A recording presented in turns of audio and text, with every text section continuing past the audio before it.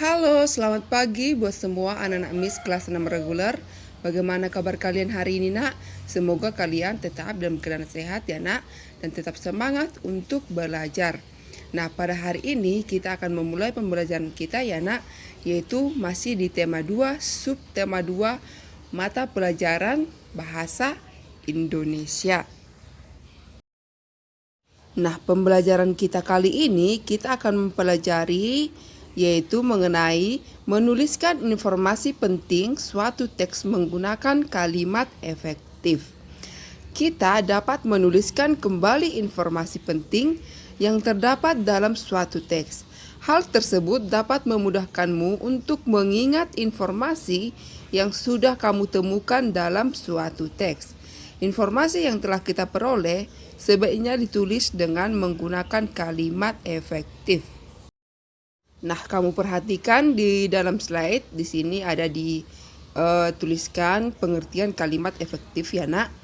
Nah, kalimat efektif adalah kalimat yang memiliki susunan sesuai kaidah bahasa Indonesia yang tercantum dalam PUEBI atau Pedoman Umum Ejaan Bahasa Indonesia dan menggunakan kata yang sesuai.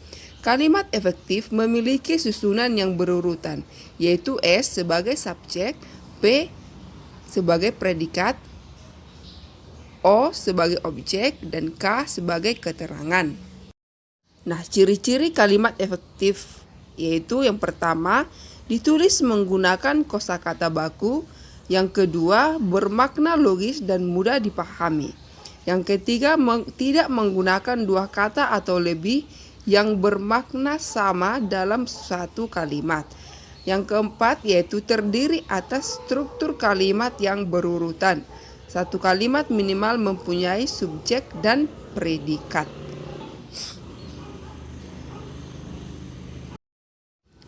Nah, kamu lihat di dalam slide di sini ada sebuah contoh ya, nak, sebuah contoh kalimat efektif. Nah, di sini ada sebuah kalimat, seluruh bangsa Indonesia mempertahankan kemerdekaan. Nah, seluruh bangsa Indonesia di sini merupakan subjek, mempertahankan merupakan predikat, dan kemerdekaan merupakan objek. Contoh kedua yaitu Insinyur Soekarno dan Dr. Andes Muhammad Hatta memproklamasikan kemerdekaan Indonesia di Jakarta. Nah, Insinyur Soekarno dan Dr. Andes Muhammad Hatta merupakan subjek, memproklamasikan merupakan predikat, kemerdekaan Indonesia merupakan objek, dan di Jakarta merupakan keterangan ya, nak. Nah, sekarang kamu lihat gambar di dalam slide ini ya, nak. Kita akan menuliskan suatu informasi penting dari satu teks bacaan. Ayo simaklah cuplikan teks berikut. Tahukah kamu sejarah ditetapkannya tanggal 10 November sebagai Hari Pahlawan? Pada tanggal 10 November 1945, tepatnya di Surabaya, Jawa Timur, terjadi pertempuran antara tentara Indonesia dengan tentara sekutu. Pertempuran tersebut merupakan salah satu pertempuran terbesar dan terberat dalam sejarah Indonesia. Nah, informasi penting yang terdapat pada teks di atas adalah tanggal 10 November 1945 terjadi pertempuran antara tentara Indonesia dengan tentara sekutu di Surabaya. Nah, sekarang kita akan mempelajari melengkapi peta pikiran menggunakan kalimat efektif ya, nak. Informasi penting yang terdapat dalam suatu teks dapat disajikan dalam bentuk peta pikiran. Peta pikiran dapat membuat lebih mudah mengingat informasi penting tersebut. Nah, saat membuat peta pikiran akan lebih baik jika kamu menggunakan kalimat efektif. Hal tersebut dapat meningkatkan kemampuanmu menulis sesuai dengan kaidah bahasa Indonesia yang baik dan benar ya, nak. Nah, sekarang kamu perhatikan peta pikiran dalam slide yang sudah Miss buat ini ya, nak. Di sini ada sebuah teks yang berjudul Pertempuran Ambarawa. Nah, sekarang di sini sudah disediakan informasi penting yang diambil dari teks pertempuran Ambarawa ya nak. Yaitu yang pertama kita mencari informasi penting dengan menggunakan kata apa. Nah, informasi pentingnya yaitu apa pertempuran antara rakyat Indonesia melawan pasukan sekutu di Ambarawa, Jawa Tengah. Nah, informasi penting dengan menggunakan kata di mana. Di mana pertempuran Ambarawa terjadi? Di Ambarawa, Jawa Tengah. Nah, yang ketiga itu kata informasi penting dengan menggunakan kapan. Kapan pertempuran Ambarawa terjadi?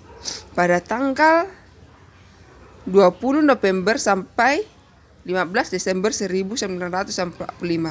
Kemudian dengan menggunakan kata tanya mengapa. Mengapa pertempuran Ambarawa terjadi? Nah, pertempuran ini terjadi karena sekutu yang melanggar perjanjian. Nah, yang terakhir itu kata tanya siapa. Siapa pejuang Indonesia melawan sekutu di bawah pimpinan Kolonel Sudirman. Nah, membuat peta pikiran dari teks sejarah. Langkah-langkahnya yaitu yang pertama, bacalah teks dengan cermat. Yang kedua, buatlah kerangka peta pikiran menggunakan aspek apa, di mana, kapan, siapa, mengapa, dan bagaimana. Yang ketiga, tulislah informasi setiap bagian teks berdasarkan kerangka peta pikiran yang kamu buat. Menuliskan informasi penting dalam bentuk diagram. Kamu dapat menggunakan kata tanya apa, siapa, di mana, kapan, mengapa, dan bagaimana untuk menemukan informasi penting dalam suatu teks. Setelah itu, kamu dapat menyajikan dalam bentuk diagram agar lebih mudah diingat ya nak. Nah, cukup sekian pembelajaran bahasa Indonesia kita kali ini mengenai kalimat efektif ya nak. Nah, untuk tugas kamu tuliskan semua pembahasan di dalam video ini ya nak, ditulis rapi di dalam catatannya. Untuk tugas kedua yaitu kamu buka buku kamu halaman 75 ya nak, yaitu di tema 2. Di sini ada dibuat perjanjian Linggarjati. Nah, kamu baca nanti perjanjian Linggarjati ini, kemudian perjanjian Reville, perjanjian Roem-Roejen, dan konferensi meja bundar. Nah, kemudian kamu mencari informasi penting seperti yang sudah Miss jelaskan di dalam video dari cerita perjanjian Linggarjati ya nak. Kamu buat pertanyaannya sesuai dengan peta pikiran yang ada di halaman 78. Kemudian tugas kamu yang ketiga yaitu kamu baca perjanjian Renville. Dari perjanjian Renville ini kamu buat nanti dua kalimat efektif dengan menggunakan SPOK yaitu yang sudah dijelaskan tadi, yaitu subjek, predikat, objek, dan keterangan ya nak. Nah, itu saja pembelajaran kita kali ini. Semoga dapat dipahami dan dimengerti ya nak. Sekian dan terima kasih.